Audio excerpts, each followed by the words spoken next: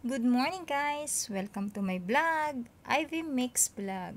So for today, ngayon umaga, naglalakad ako. So good morning po sa lahat, good afternoon, good evening, kung saan man po kayo sa buong mundo, mga OFW. Merry Christmas po. Ngayon, nag-uumpisa na ng winter, so taglamig na siya. So ngayong umaga, napansin ko, 2 araw na, sobrang foggy niya. Wala akong makita. So, yung mga sasakyan din, so kailangan may mga headlights sila kasi wala talagang makikita dito. Tingnan mo kasi anong oras pa lang? Alas 7, 7:30 in the morning, ganto siya. How much more kung nandun siya sa highway. So, ngayon, pero dito naman wala masyadong sasakyan. Pero, syempre, dun sa mga talagang highway siya, so, kailangan mag-ingat. So, kailangan lagi may headlight.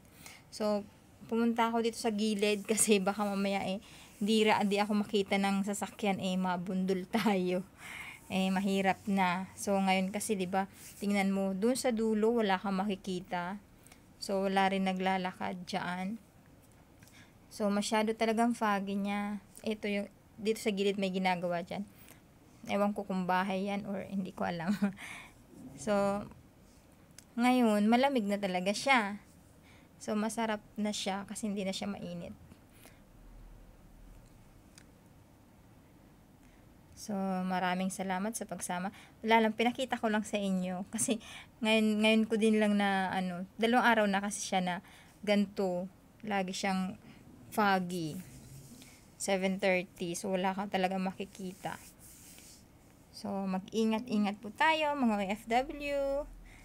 OFW from Bahrain. Me, Ivy Bar.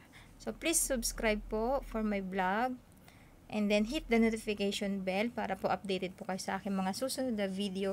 Maraming salamat po sa pagsama po sa akin. Thank you!